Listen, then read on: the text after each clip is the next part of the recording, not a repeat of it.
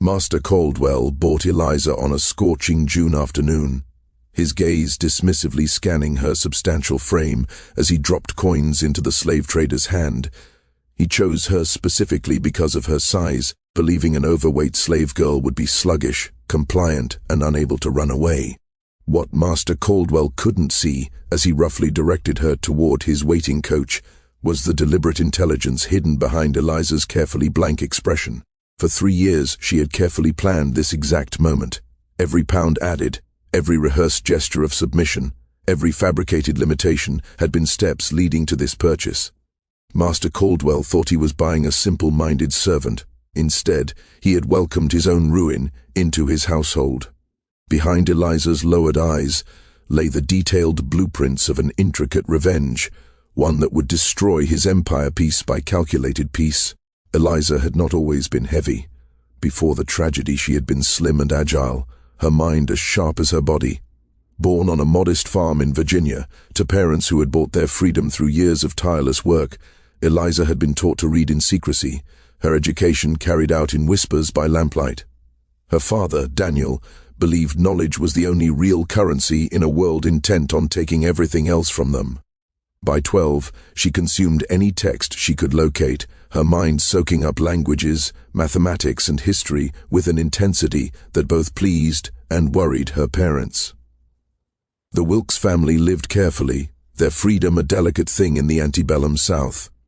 They cultivated their small plot of land, stayed to themselves, and kept careful documentation of their free status.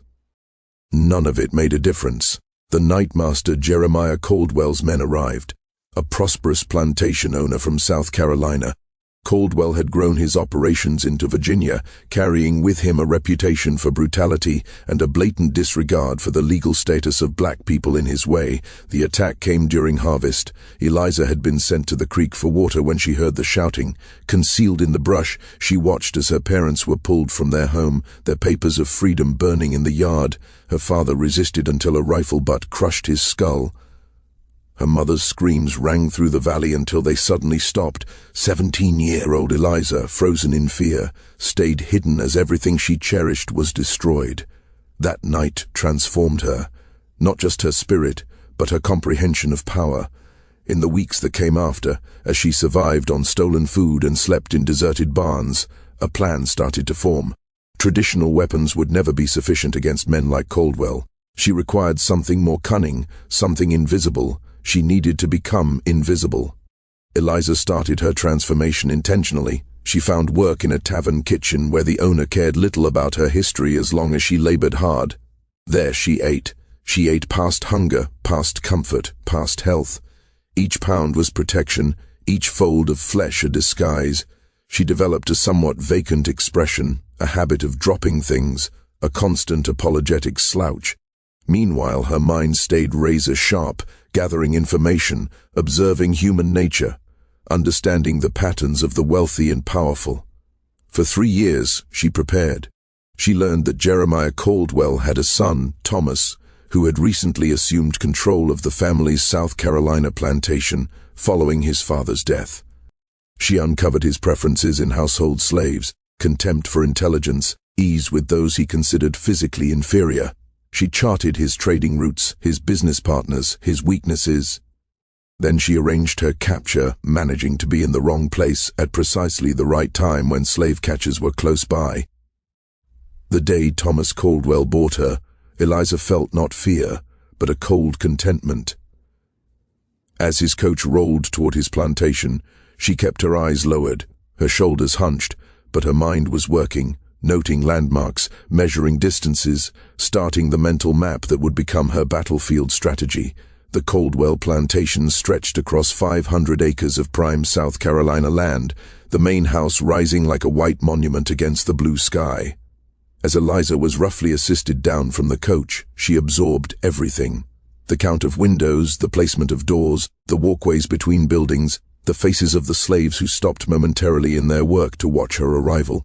Each detail was stored away, each observation contributing to her expanding understanding of her enemy's domain. "Take her to the kitchen," Caldwell directed an older house slave. "Mrs. Patton will find work for her there." As Eliza was guided away, she allowed herself to trip slightly on the gravel path. Behind her, she heard Caldwell's dismissive grunt. Perfect. Already she was beneath his attention, exactly where she needed to be. That first night, after the household had grown quiet, Eliza carefully rose from her mat in the corner of the kitchen. Moving with a silence that contradicted her size, she began her exploration. Each groaning floorboard, each secured door, each window fastening was committed to memory. By dawn, she had built a mental map of the main floor and had located Caldwell's study, the future center of her revenge. As she returned to her sleeping place, Eliza allowed herself a moment of uncertainty. The road ahead would require a performance of absolute perfection, maintained over months or perhaps years. One mistake could mean discovery, torture, death.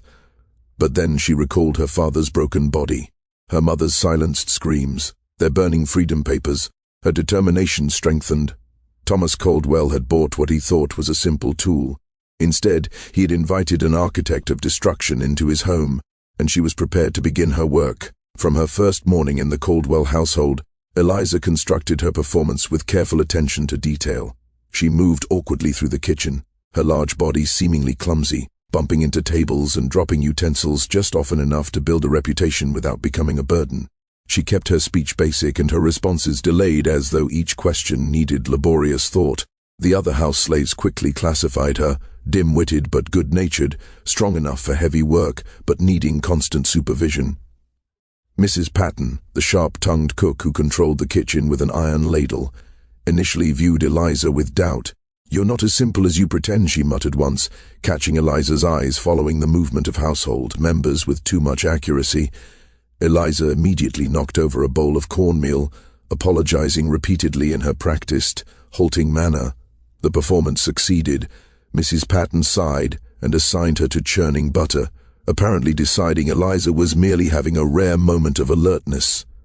Within 2 weeks, Eliza had secured her place in the household hierarchy at the bottom, invisible, underestimated by slaves and masters alike. This position gave her remarkable freedom of movement, who paid attention to the slow, heavy girl carrying linens or emptying chamber pots, who guarded their words around someone assumed too simple to grasp complex conversations. Master Caldwell barely noticed her existence during these early weeks. When his eyes did land upon her, they slid away instantly, as though her very appearance disturbed his aesthetic tastes. His wife, Caroline Caldwell, was a different situation.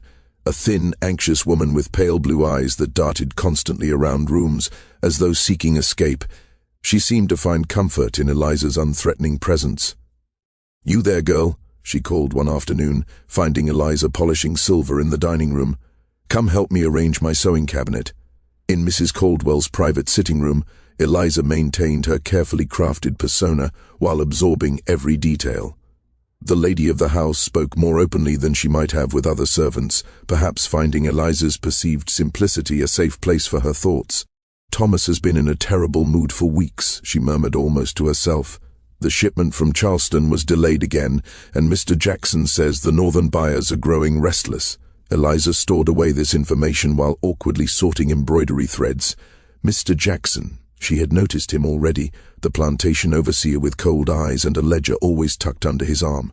Northern buyers likely for the cotton and tobacco that were the plantation's official products. But the tension in Mrs. Caldwell's voice hinted at something more unstable than agricultural commerce. Over the following weeks, Eliza broadened her mental map of the household and its operations. She learned the schedules of each family member and servant. She identified the hiding places for keys, the location of important documents, the patterns of visitors to the plantation. Most importantly, she began to document Master Caldwell's business dealings. Late at night, when the household slept, Eliza would slide into Caldwell's study. Her fingers, far more skillful than anyone would have thought possible, carefully opened drawers and unfolded correspondence. She couldn't risk removing anything, so she memorized the contents, shipping manifests, financial records, personal letters. Back in her sleeping corner, she would silently repeat everything she had seen, ensuring the information was permanently recorded in her mind. A pattern surfaced from these nightly investigations.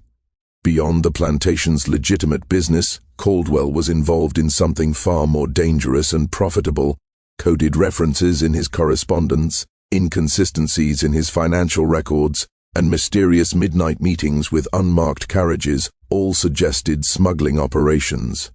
Whether it was illegal goods or human cargo, Eliza couldn't yet determine, but she had found her first potential weapon against him. The performance nearly collapsed 3 months into her time at the plantation. Eliza was serving dinner to Caldwell and an important guest, a state senator whose support was apparently vital to some venture. As she leaned to place a tureen of soup on the table, the senator made a remark about recent legislation affecting import tariffs. "Nonsense, James," Caldwell replied. "The revised statute clearly exempts goods classified under the maritime commerce provisions, not the agricultural designations." The statement was factually wrong. Eliza had read the legislation itself in Caldwell's papers just nights before. Before she could prevent herself, her eyebrow raised slightly in a reflexive response to the misinformation. It was a tiny gesture lasting less than a second, but Caldwell noticed it. His conversation stopped mid-sentence, his eyes narrowing as he examined her face. Eliza's heart raced, but her expression remained vacant. Then, with perfect timing, she allowed the heavy soup tureen to slip slightly in her hands, splashing a small amount of liquid onto the pristine tablecloth. "You clumsy fool," Caldwell exploded, the moment of suspicion instantly replaced by predictable rage. "Get out of my sight." As she rushed from the room in apparent distress, Eliza breathed an internal sigh of relief. The near disaster had actually reinforced her cover. Who would suspect intelligence in a servant so incompetent she couldn't even serve soup properly? That night, she added a new rule to her performance: never respond to information, no matter how incorrect. Her face would be a mask, her eyes empty. She would save her true expressions for the night when she was alone with her growing knowledge and developing plan.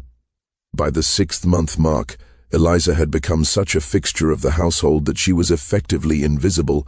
She could stand in corners during business meetings, supposedly dusting or polishing, while Caldwell and his associates spoke freely. She became a repository of secrets: which overseer was stealing profits, which house slave was informing on the others, which of Caldwell's business partners was considering betrayal. And all the while she waited. Patience was her greatest weapon. Each day contributed to her knowledge. Each week reinforced her position. The household had accepted her performance so completely that no one thought to question when she lingered near Caldwell's study, or when she volunteered to clean areas that gave her access to sensitive information. The performance was draining. Every moment required alertness. Every interaction demanded careful adjustment of her responses. At night, alone on her mat, Eliza sometimes allowed silent tears of exhaustion, but then she would remember her parents, her home, her stolen life, and determination would harden once more. The performance would continue until the fina act, when Thomas Caldwell would discover too late the fatal error of his judgment.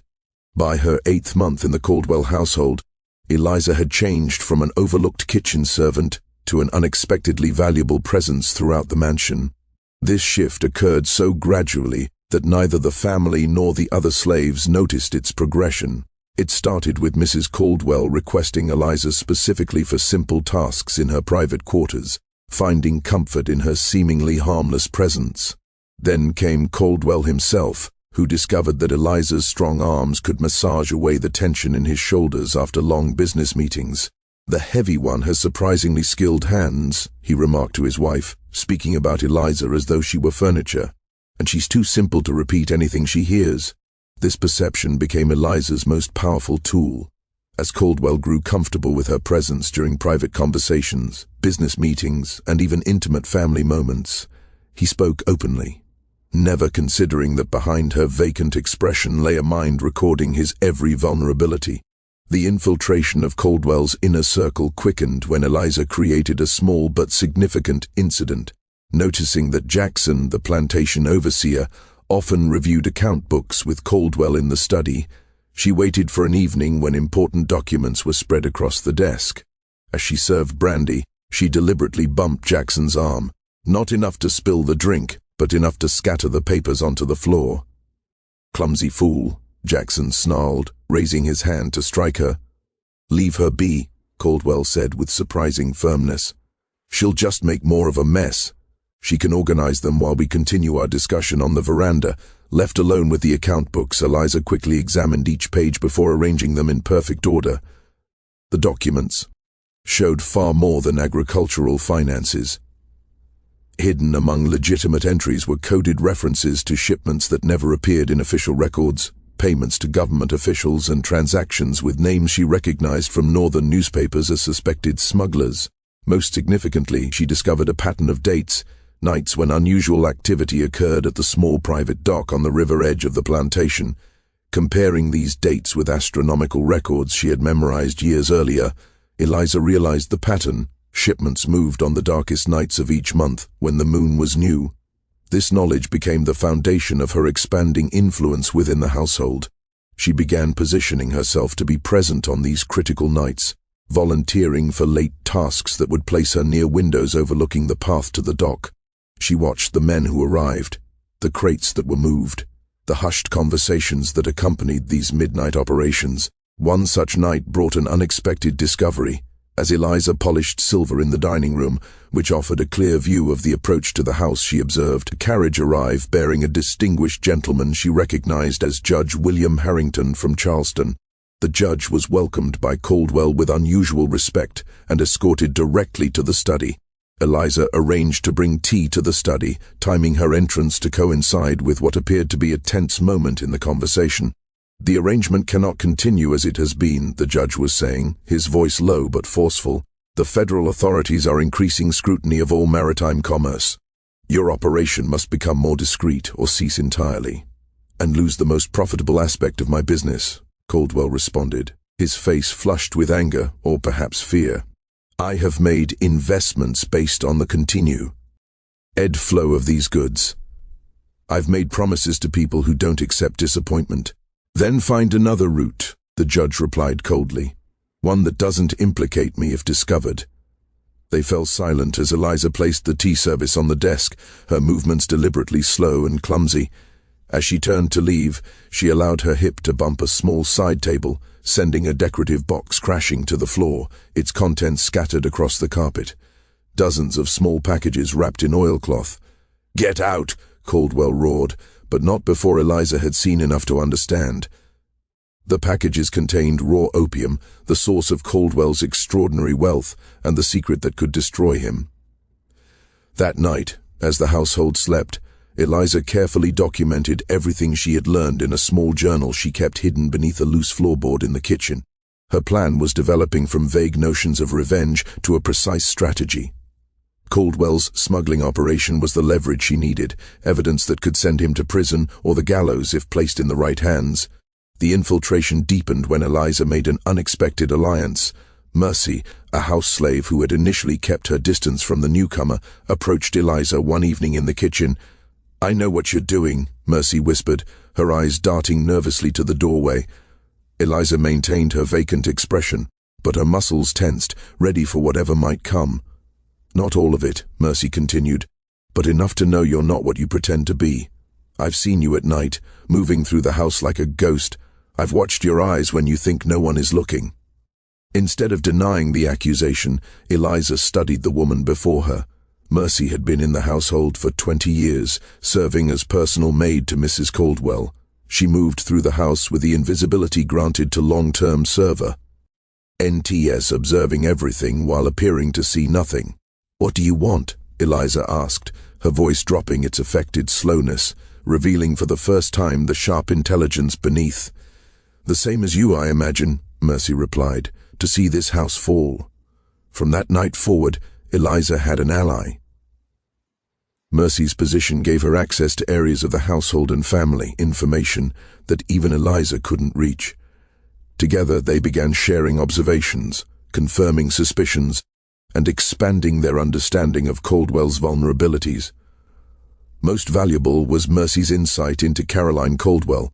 The mistress of the house, Mercy revealed, was not simply the nervous, fragile woman she appeared to be. She harbored deep resentments against her husband, for his affairs with female slaves, for his financial risks that threatened her inherited wealth, for his casual cruelty. She keeps her own records, Mercy confided, dates, names, amounts. She believes they're her protection if his business fails or if he tries to leave her penniless. This revelation presented an unexpected opportunity. If Caroline Caldwell could be subtly influenced, she might become an unwitting weapon in Eliza's arsenal. The chance to test this theory came sooner than expected. One afternoon, as Eliza helped Mrs. Caldwell organize her wardrobe, the lady mentioned an upcoming dinner party for her husband's business associates. "Master says I am to wear the blue silk," she said, her fingers nervously plucking at the fabric. "He says it makes the proper impression of prosperity." "The blue is very fine," Mistress Eliza responded in her practiced, simple manner. Then, as though the thought had just occurred to her, "Though I heard Master tell Mr. Jackson that Judge Harrington's wife always wears blue to show off her family jewelry. Said it makes other ladies look common by comparison." The comment was carefully constructed, plausible that Eliza might have overheard it, yet precisely targeted to strike at Caroline's insecurities. The effect was immediate. Color rose in the woman's pale cheeks and her lips thinned. "The burgundy, then," she said decisively. "And I'll wear the diamond necklace from my grandmother." The dinner party became the first small victory in Eliza's campaign of psychological manipulation. Caroline, resplendent in burgundy and diamonds, drew admiring remarks from the guests. Judge Harrington's wife, indeed wearing blue, appeared diminished by comparison. Throughout the evening, Caroline displayed unusual confidence, disagreeing with her husband twice on matters of social importance. Caldwell's displeasure was evident in the tightness around his mouth, the flush creeping up his neck. Later that night, Eliza, positioning herself near their bedroom door while supposedly cleaning the hallway, overheard the beginning of a bitter argument. "You deliberately defied me," Caldwell hissed, "made me appear unable to control my own wife." "Perhaps you are unable," Caroline replied, her voice stronger than Eliza had ever heard it. The infiltration had moved beyond information gathering. Now Eliza was actively manipulating the household dynamics, creating fractures in Caldwell's carefully maintained facade of domestic harmony and social standing. As her first year in the household approached, Eliza's position had transformed dramatically. From disposable kitchen help, she had become an essential presence in daily operations. Caldwell himself had come to rely on her for personal service, finding her combination of physical strength and apparent simplicity uniquely valuable. He spoke freely in her presence, discussed business matters as though she were merely furniture, and revealed vulnerabilities he would have guarded carefully around others. What he couldn't know was each revelation, each unguarded moment, each casual cruelty was being meticulously documented and woven into the elaborate trap that was slowly closing around him. The overweight slave girl he had purchased as a simple convenience had infiltrated every aspect of his life and was poised to destroy it completely. The final piece of Eliza's infiltration fell into place unexpectedly while cleaning Caldwell's study one morning. She discovered a false bottom in his desk drawer. Within lay a leather folder containing documents that made her heart race with vindication and rage. Among them was a bill of sale dated 3 years earlier for the acquisition of property in Virginia previously belonging to the freed Negro Daniel Wilkes. Here was the proof that connected Thomas Caldwell directly to the raid that had destroyed her family. The document confirmed what she had suspected but could not prove. Caldwell had personally ordered the attack on her parents' farm, deliberately targeting free black landowners whose property he coveted. As she carefully replaced the documents, Eliza's resolve crystallized into something harder and colder than mere revenge. This was justice now, not just for her family, but for every person Caldwell had destroyed in his relentless pursuit of wealth and power. The infiltration was complete. She had mapped every weakness, identified every vulnerability, and positioned herself at the center of Caldwell's world. Now it was time to begin dismantling it piece by methodical piece. With the dawn of her second year in the Caldwell household, Eliza began weaving the intricate web that would ultimately entangle her target.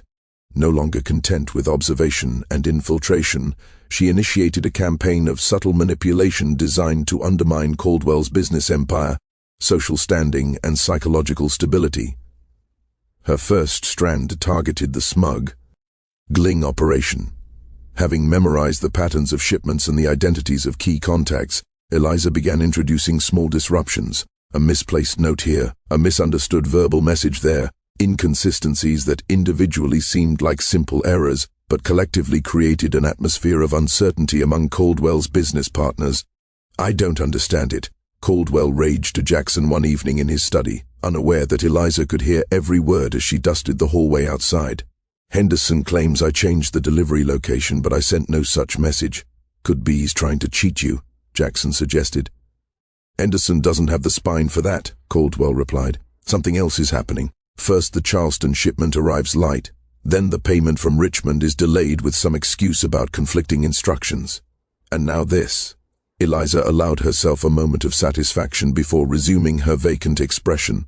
The seeds of doubt were taking root. The second strand of her web focused on Caldwell's social relationships. Through careful observation, she had identified the fault lines in his various friendships and business partnerships. Which men envied his success? Which ones resented his arrogance? Which ones harbored grievances over past transactions? With Mercy's help, she began exploiting these weaknesses. When serving at dinner parties, Eliza would accidentally spill wine or drop a utensil at precisely timed moments, creating interruptions that prevented Caldwell from smoothing over tense conversations. She would deliver messages with slight inaccuracies that exacerbated misunderstandings between Caldwell and his associates. Most effectively, she began planting seeds of suspicion among the plantation's frequent visitors. To Judge Harrington, she appeared even more simple-minded than usual as she mumbled while cleaning his goo. "Staroom. Master says Judge's cases help business. Master laughs about it with Mr. Jackson." To Henderson, Caldwell's nervous shipping partner, she delivered a deliberately confused message. "Master says wait for him in study but told Mr. Jackson he's tired of fixing your mistakes." Each comment was crafted to seem like the innocent babbling of a dim-witted servant who had overheard something without understanding its significance. Yet each struck precisely at existing insecurities in these relationships. The third and perhaps most insidious strand of Eliza's web targeted Caldwell's psychological stability. Having observed his habits for over a year, she understood his points of pride, his superstitions, and his need for absolute control. She began a campaign of subtle gaslighting, moving items on his desk by fractions of an inch, replacing his favorite pen with one that looked identical but wrote slightly differently, adjusting the clock in his study to run 2 minutes fast. None of these changes were dramatic enough to prompt accusation, yet collectively, they created a sense of disorientation. Caldwell would search frantically for documents that had been subtly relocated, question whether he had actually said things Eliza claimed he had instructed, find himself arriving early for appointments he was certain he had timed correctly. "I don't understand what's happening to me," she overheard him confess to his wife one night. "My mind feels unclear." "Perhaps you're working too hard," Caroline suggested, though without much sympathy. "Perhaps," he agreed. But Eliza, listening outside the door, heard the fear in his voice. The most dangerous strand of her web involved Caldwell's financial affairs. Through her nocturnal examinations of his records, Eliza had gained a comprehensive understanding of his business operations, both legitimate and illegal. She began introducing small discrepancies into his account books when he left them unattended, changing numbers just enough to create confusion without immediately suggesting deliberate tampering. Simultaneously, she started diverting portions of his correspondence. Letters from business partners would disappear for days before being discovered in unusual locations. Responses Caldwell believed had been sent would remain unsent, creating the impression that he was becoming unreliable or dismissive.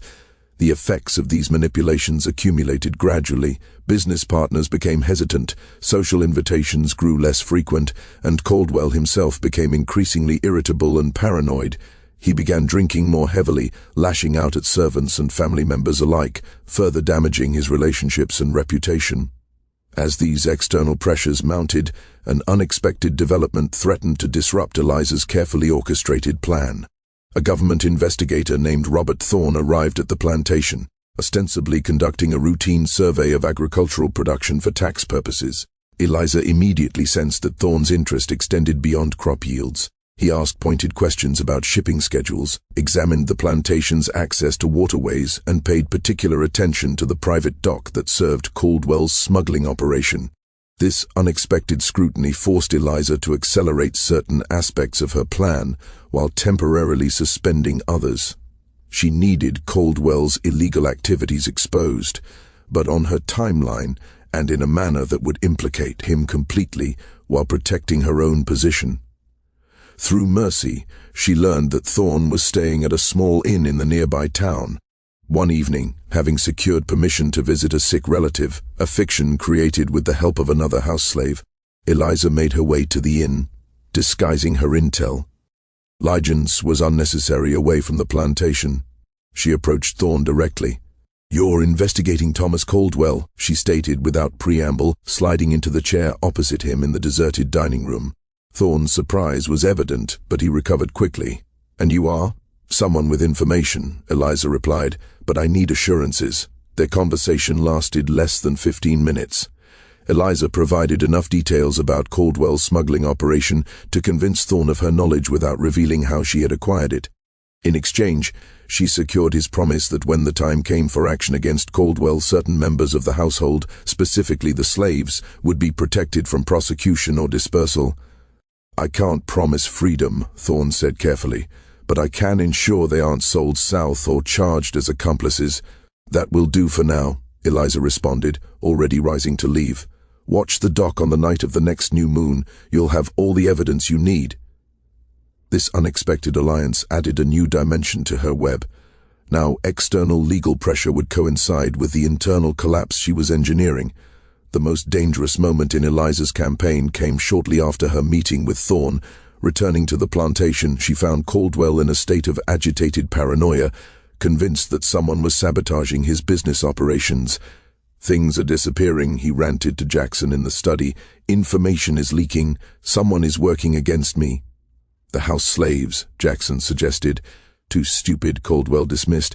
"Except maybe—" His voice trailed off, and Eliza, listening from the hallway, felt a chill of apprehension.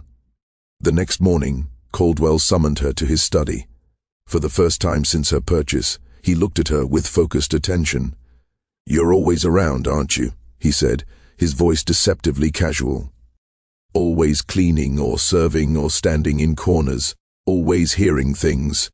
Eliza maintained her vacant expression, but her mind raced, calculating responses, evaluating escape routes. "Yes, master," she replied, her voice deliberately slow and slightly slurred. "I like to be helpful. And what have you heard, I wonder?" Caldwell rose from his desk and circled her, studying her from all angles like a specimen. "What do you understand about what happens in this house?" It was the moment of greatest peril. Discovery would mean torture and death. Eliza allowed drool to collect at the corner of her mouth, her eyes unfocused, her posture suggesting confusion and fear. "I hear words, master," she mumbled, "but big words hurt my head. I just do my work." Caldwell stared at her for what seemed an eternity, searching for any sign of intelligence or deception. Finally, he made a sound of disgust. "Of course you do," he said, turning away. "You're nothing but flesh without mind. Get out." The dismissal was both insult and salvation. Eliza shuffled from the room, maintaining her performance until she was safely out of sight. Only then did she allow herself a moment of trembling reaction to the narrowly avoided catastrophe. The incident, frightening as it was, provided valuable information. Caldwell was growing suspicious, but his own prejudices blinded him to the true threat within his household. His inability to conceive of intelligence and agency in someone like Eliza remained her greatest protection. Nevertheless, she adjusted her strategy. For several weeks, she scaled back her more overt manipulations, focusing instead on consolidating the damage already done to Caldwell's business relationships and preparing for the final phase of her plan. This period of apparent inaction allowed Caldwell to regain some confidence, attributing his previous problems to bad luck or incompetence among his business partners rather than deliberate sabotage.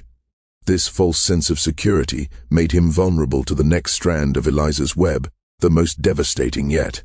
Using information gleaned from his correspondence, she crafted a letter to his principal financial backer in Charleston, a wealthy merchant named Grayson, who had invested heavily in Caldwell's legitimate businesses without knowledge of his smuggling operation.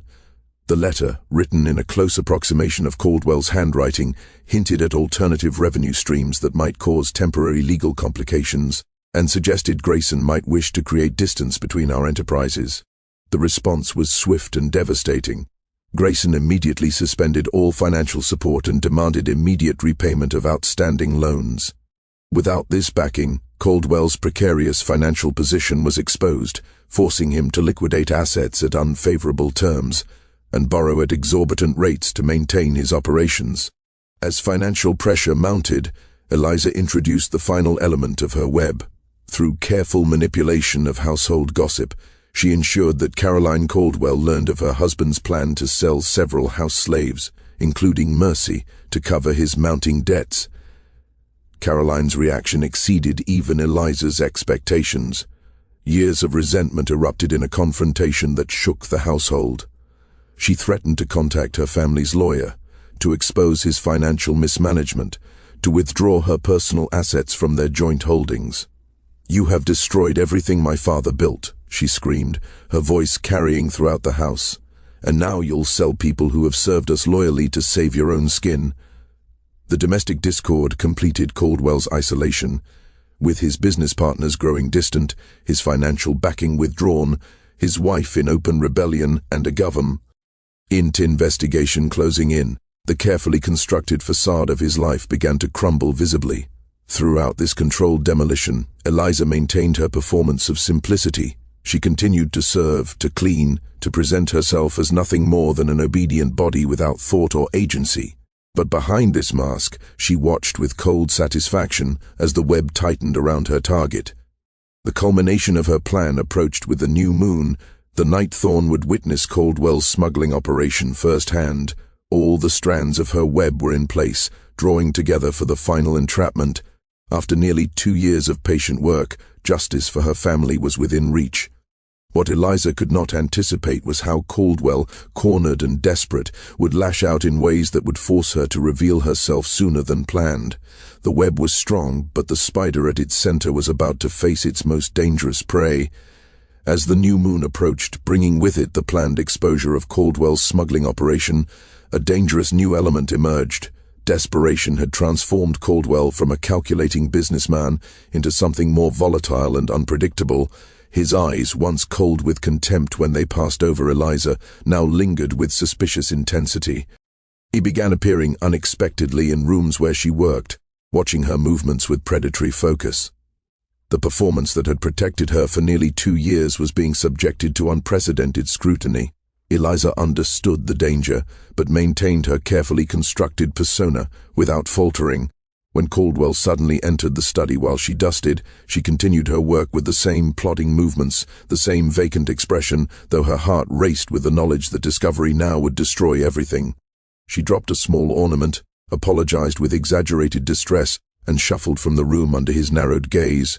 The pressure extended beyond Caldwell's growing suspicion. Financial disaster loomed as creditors, alerted by Grayson's sudden withdrawal of support, began demanding immediate payment. The plantation's legitimate operations suffered as Caldwell diverted resources to maintain his smuggling network, which he now viewed as his only path to financial salvation. The household atmosphere grew tense with unspoken fear as servants recognized the signs of a failing enterprise: reduced provisions, delayed wages, increasing violence from both master and overseer. Most concerning to Eliza was Caldwell's announcement of his intention to sell several slaves to raise capital. The list included 3 field workers, an elderly cook, and Mercy. The planned sale threatened not only her ally but potentially her entire operation. If household members began disappearing to auction blocks, the carefully cultivated web of information and influence would unravel. More personally, Eliza had come to view Mercy not merely as a tactical asset, but as something approaching a friend, perhaps the only one she had allowed herself since the night her family was destroyed. The timeline needed acceleration. Working through the night, Eliza finalized her PR preparations for Caldwell's downfall. She compiled all evidence of his criminal activities into a comprehensive document, including dates, names, and locations that would be easily verifiable by authorities. She created a map of the smuggling operations infrastructure on the plantation. Most crucially, she drafted a detailed confession implicating Caldwell in the illegal seizure and murder of free black landowners in Virginia, including her parents. These documents were hidden in a waterproof oilskin pouch beneath a loose floorboard in the kitchen, ready to be retrieved and delivered to Thorne when the moment came.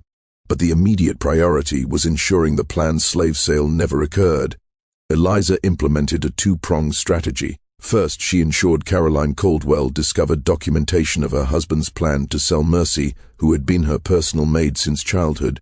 The revelation, as anticipated, provoked another explosive confrontation between husband and wife. Caroline threatened to write to her brother in Charleston, a prominent attorney whose intervention could further destabilize Caldwell's precarious position. Simultaneously, Eliza manipulated the plantation's financial records to make the immediate sale of slaves appear less necessary. She altered figures in the account books to suggest that several outstanding debts had been partially satisfied, creating the impression that the financial situation, while still dire, allowed for temporary postponement of drastic measures. The deception would be discovered eventually, but it needed to hold for only a few more days. The night before the new moon brought an unexpected crisis. Jackson, the overseer, who had grown increasingly suspicious of the strange occurrences on the plantation, confronted Caldwell with a disturbing observation. Eliza, positioned outside the study door under the pretense of polishing the hallway banisters, overheard the conversation that threatened to unravel everything. Jackson had noticed discrepancies in the account books, specifically the alterations Eliza had made to postpone the slave sale. More dangerously, he reported seeing Eliza moving through the house late at night, her movements lacking the clumsiness that characterized her daytime persona. Caldwell's response was immediate and potentially catastrophic. He ordered Jackson to watch Eliza constantly but discreetly, to document her movements, and to search her sleeping area for any evidence of deception. Most alarmingly, he instructed Jackson to ensure Eliza was secured in the root cellar during the upcoming shipment, ostensibly for stealing food, but actually to remove her from any position where she might observe or interfere with the operation. This development forced Eliza to abandon caution in favor of immediate action. That night, rather than conducting her usual careful reconnaissance, she focused on warning Mercy and implementing emergency contingencies. They met briefly in the darkened kitchen, speaking in whispers while pretending to prepare late-night remedies for Mrs. Caldwell's frequent headaches. Mercy agreed to create a diversion the following evening, a small controlled fire in the laundry shed that would draw attention away from both the dock, where Thorne would be observing the smuggling operation, and the root cellar where Eliza would be imprisoned. The timing would be crucial, providing Eliza the opportunity to escape confinement and ensure Thorne received the documented evidence regardless of her personal fate. The day of the new moon unfolded with excruciating tension. Eliza maintained her performance with flawless precision despite the weight of Jackson's constant observation.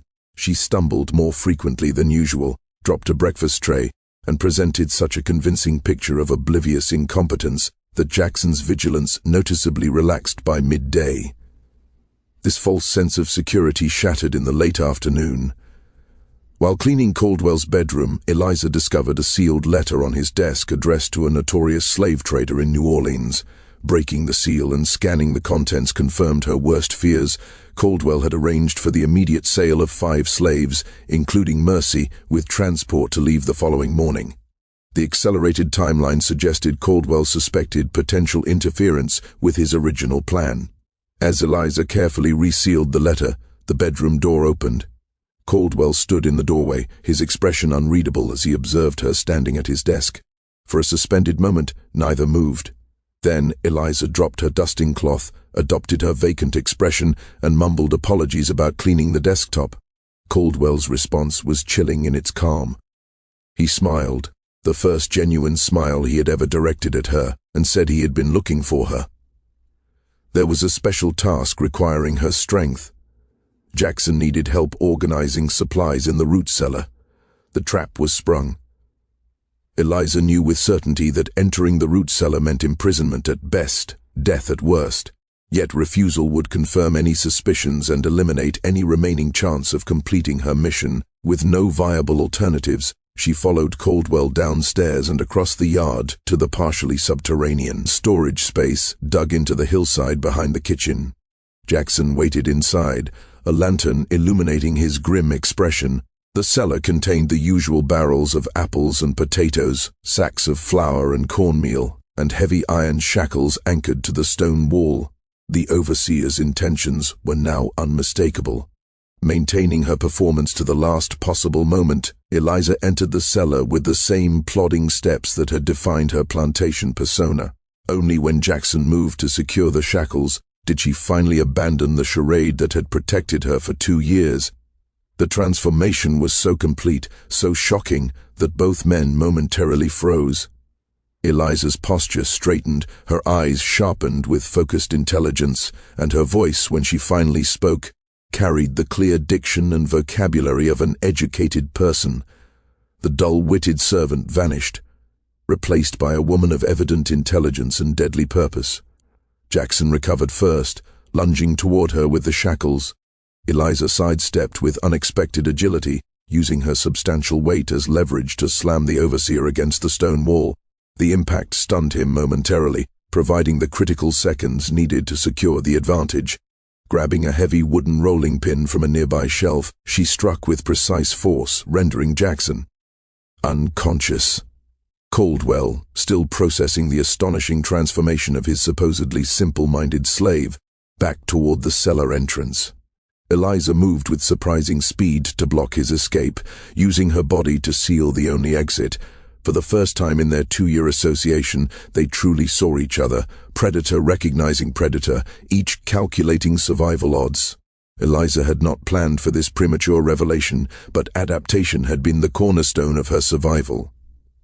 She leveraged the only advantage remaining, Caldwell's desperate need to understand what was happening to his carefully constructed world.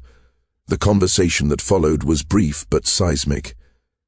Eliza revealed her identity as the daughter of Daniel and Sarah Wilkes, the free black landowners whose property and lives Caldwell had stolen 3 years earlier. She described her methodical infiltration of his household, her documentation of his crimes, and the imminent arrival of federal authorities to witness his smuggling operation that very night. Caldwell's reaction evolved from disbelief to rage to calculating assessment. He proposed a deal, silence about her deception, in exchange for her assistance in escaping the closing net of legal consequences. He had emergency funds, connections in other states, means of disappearing before authorities could act. Eliza allowed him to believe negotiation was possible, to think his wealth and privilege might still provide escape. This final deception gave her the opportunity to secure both Jackson and Caldwell in the root cellar, using the very shackles intended for her. The irony was not lost on either of them as she closed and barred the heavy wooden door, sealing them inside. With the immediate threat contained, Eliza moved quickly to implement the final phase of her plan. She retrieved the hidden documents from beneath the kitchen floorboard. Anne D. made her way to Mercy's quarters. Together, they initiated the contingency plan, though without the need for the diversionary fire originally intended to secure Eliza's escape from imprisonment. As darkness fell on the night of the new moon, Eliza positioned herself near the private dock where Caldwell's smuggling operation would soon be exposed. Thorne arrived as planned, accompanied by 3 federal marshals concealed in the surrounding woods. Eliza provided the comprehensive documentation she had compiled, including the evidence linking Caldwell directly to the murder of her parents. The raid on the smuggling operation proceeded with military precision. The arriving boat, the waiting wagons, the plantation workers who served as unwilling accomplices in Caldwell's criminal enterprise, all were secured by federal authorities. The contraband, primarily opium, but also illegal weapons and forged currency, was documented and confiscated. Most significantly, Eliza led the marshals to the root cellar, where Caldwell and Jackson remained imprisoned. The shock on Caldwell's face, when he realized the extent of her victory, not just escape but complete orchestration of his downfall, provided the first true satisfaction she had felt since beginning her mission of revenge. The aftermath unfolded with unexpected complexity. Federal authorities, while grateful for Eliza's assistance in exposing a significant criminal operation, were institutionally incapable of fully acknowledging her agency or delivering complete justice. Her status as property, despite her parents' free papers, copies of which she had preserved, complicated legal proceedings. Thorne, however, honored his commitment to protect the plantation slaves from dispersal or prosecution through his intervention and testimony about Eliza's crucial role. arrangements were made for the enslaved people to remain toget, under temporary government supervision until more permanent solutions could be implemented. Caroline Caldwell, upon learning the full extent of her husband's crimes, made no attempt to defend him. Her primary concern was salvaging enough of her family's assets to maintain her own position. Her pragmatic self-interest ultimately worked in Eliza's favor, as Caroline was willing to provide testimony against her husband in exchange for retaining portions of her inherited property. For Eliza, the conclusion of her 2-year performance brought complicated emotions. The satisfaction of achieving justice for her parents was undeniable.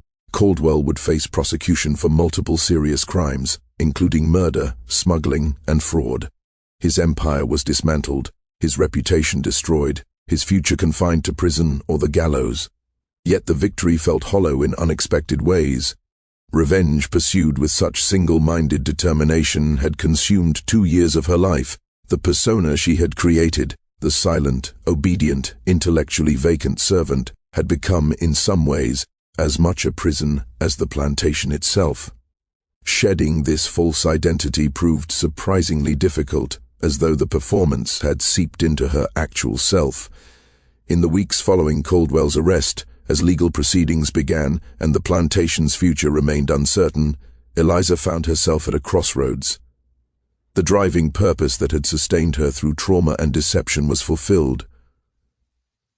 The question of what would follow, who she would become now that vengeance was achieved, remained unanswered. The resolution began with Mercy. The older woman who had risked everything to support Eliza's plan provided perspective that transcended revenge. Mercy spoke of building rather than destroying, of creating a future not defined by response to past injustice but by new possibilities. Through RNE's continued advocacy and legal maneuvering, Eliza eventually secured recognition of her free status based on her parents' documentation. More surprisingly, she received a modest financial settlement from the government in recognition of her role in exposing Caldwell's smuggling operation, which had defrauded federal customs for years. This unexpected capital, combined with Eliza's comprehensive knowledge of plantation operations gained during her infiltration, presented an unprecedented opportunity. Working with Thorne, she developed a proposal for the government officials, now responsible for determining the plantation's fate. The property would be divided among the former slaves as payment for their years of uncompensated labor, with Eliza providing management expertise during the transition to independent operation. The proposal faced significant opposition from white landowners fearful of the precedent it would establish, yet through a combination of legal persistence, political maneuvering, and the fortuitous support of a northern congressman seeking evidence of Reconstruction's potential, a modified version was eventually approved. The plantation lands were divided into smaller parcels, with former slaves receiving ownership rights to sections proportional to their years of service. For Eliza, this outcome represented a transformation of her original mission. What began as personal vengeance evolved into a form of collective justice, not perfect or complete, but substantive and forward-looking. The satisfaction of destroying Caldwell paled in comparison to the profound fulfillment of helping create a community of free black landowners, echoing on a larger scale what her parents had achieved before their murder. The physical transformation that had been part of her deception gradually reversed. The excessive weight that had been both disguise and armor slowly diminished as she reclaimed her body along with her identity. The vacant expression that had protected her mind gave way to the alert intelligence she had suppressed for so long. The shuffling gait straightened into purposeful movement. Yet certain lessons from her time as the overweight slave girl remained valuable. She had learned the power of being underestimated, the strategic advantage of allowing others to believe in their own superiority. She had developed extraordinary patience, the ability to work toward distant goals through incremental progress. Perhaps most importantly, she had discovered her capacity for adaptation and survival under the most hostile conditions imaginable. These qualities served her well in the challenging years that followed. The community established on the former Caldwell plantation faced constant threats, legal challenges to their ownership, economic pressure from neighboring white landowners, occasional violence from those who resented their success. Eliza's experience navigating hostile environments proved crucial in guiding the community through these dangers. Thomas Caldwell's ultimate fate provided the final punctuation to Eliza's story of revenge. Convicted of multiple crimes including murder, smuggling, and fraud, he was sentenced to life imprisonment in a federal penitentiary. The man who had built his fortune on the suffering of others, who had murdered her parents for their land, who had purchased her as a convenience, ended his days in confined obscurity, his name synonymous with criminal excess rather than the social prominence he had craved. On the 5th anniversary of her purchase, the day Caldwell had brought her into his household, believing he was acquiring a simple servant, Eliza stood on the porch of what had once been the main plantation house, now converted into a community meeting hall and school. The building symbolized the transformation of the property from monument to oppression into foundation for new possibilities. Looking out over fields where free men and women now worked land they owned, Eliza reflected on the journey that had brought her to this point. The revenge she had pursued with such determination had been achieved, but its importance had diminished in the face of what followed. The destruction of one man's evil had created space for many people's flourishing. This, she realized, was the true revenge. Not merely Caldwell's punishment, but the complete repudiation of everything he represented. Where he had built hierarchy, she had fostered community. Where he had hoarded wealth, she had facilitated shared prosperity. Where he had used deception for exploitation, she had ultimately employed it for liberation. The master had indeed purchased an overweight slave girl and brought her to his home, unaware she had planned her revenge. But the revenge, in its final form, had transcended personal satisfaction to become something far more powerful, a reclamation not just of justice for the past, but of possibility for the future. A decade passed since Thomas Caldwell's imprisonment, transforming both the land he once tyrannized and the woman who orchestrated his downfall. What had begun as Eliza Wilkes's singular mission of vengeance had blossomed into something far more profound, a legacy that transcended personal retribution. The former Caldwell plantation, now known as Wilkes Commons, had become a beacon of possibility in a region still struggling with the aftermath of slavery and the broken promises of Reconstruction. The community of free black landowners had weathered economic hardships, legal challenges, and occasional violence to establish themselves as a self-sufficient collective that defied every narrative about former slaves' capabilities. Eliza, now in her mid-30s, had evolved from architect of revenge to community leader. The physical transformation that had once been her disguise had given way to a woman of healthy strength. Her face, no longer masked by vacant submission, was animated with purpose and authority. Yet she carried the lessons of her deception like hidden weapons, the power of patience, the advantage of being underestimated, the strategic value of seeing what others overlooked. On this particular autumn morning, Eliza stood at the edge of the schoolhouse that had once been Caldwell's study. Inside, 23 children, descendants of those who had worked these lands in chains, learned reading, mathematics, and history from teachers including Mercy, whose gift for education had emerged once she was free to develop her own talents. The school represented Eliza's proudest achievement. While land ownership provided economic foundation, education offered something equally vital, the intellectual freedom that had been systematically denied under slavery. Every child who learned to read, to question, to think critically was another victory against the system Caldwell had embodied. News arrived that morning that would complete the circle of Eliza's journey. A letter delivered by a government official confirmed that Thomas Caldwell had died in prison, anonymous and forgotten. The man who had ordered her parents' murder, who had built an empire on cruelty and exploitation, had ended his days in obscurity, his name already fading from public memory. Eliza received the news with unexpected complexity of emotion. The satisfaction she had anticipated felt muted, overshadowed by the realization that Caldwell had ceased to matter in her life long before his death. The revenge that had once consumed her thoughts now seemed like a distant chapter in a much larger story. That evening she walked alone to the small memorial garden established at the edge of the property. Here, markers honored those who had not lived to see freedom, including her parents, whose remains she had finally been able to locate and reinter with dignity. Kneeling before their stones, Eliza reflected on the journey from that night of fire and loss to this moment of closure. "I did what I promised," she whispered to their memory, "but it became something more than vengeance. I think you would be proud of that." The community gathered that night in what had once been the plantation's great hall, not to celebrate Caldwell's death. He was deemed unworthy of such acknowledgement, but to commemorate the 10th anniversary of their collective ownership.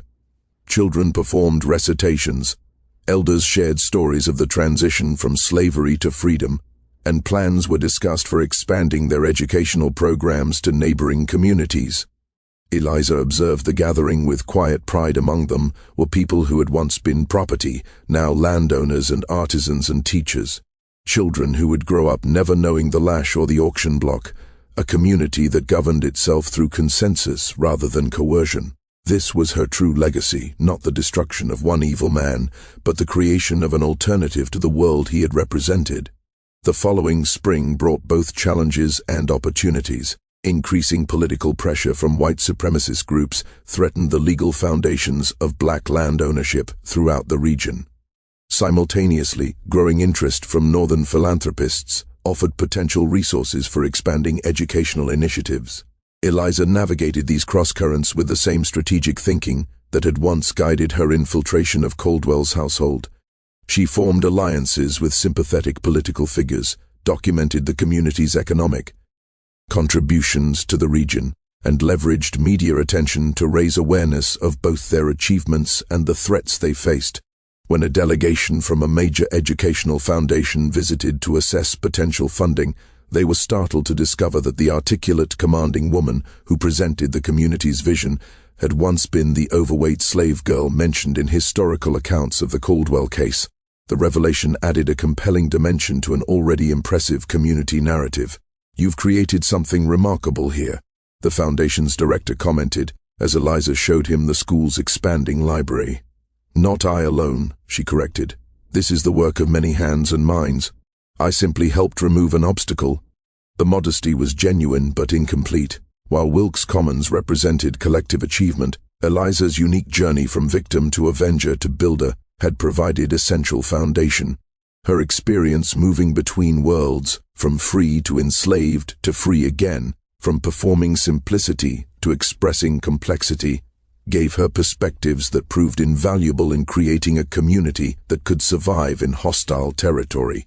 On the 15th anniversary of her parents' murder, Eliza completed a project she had worked on privately for years, a comprehensive written account of her experience. The manuscript detailed not only her infiltration of Caldwell's household and the execution of her revenge, but the more challenging and rewarding work that followed: building community, establishing education, securing legal protections, creating economic sustainability.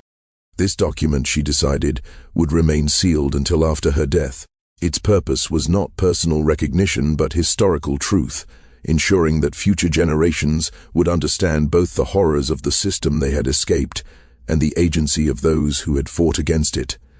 As she secured the manuscript in the community archives, Eliza reflected on the transformation of her life's purpose. Revenge, pursued with such single-minded determination, had ultimately been not an endpoint but a gateway. The destruction of Caldwell had created space for creation, for building something that stood in direct opposition to everything he had represented. This was the final victory, not that Caldwell had died in prison, forgotten and diminished, but that Eliza had transcended the role of avenger to become a builder of the world that would replace his. The overweight slave girl he had purchased as a convenience had not only orchestrated his destruction, but had rendered his very existence irrelevant to the future being created on the lands he once ruled. Eliza Wilkes stood at the crest of the hill overlooking Wilkes Commons as dusk painted the sky in deepening blues and purples. Children's laughter echoed from distant houses. Lanterns winked on in windows, and the evening bell called the community to end the day's work. This, not revenge, was her legacy, and it was enough.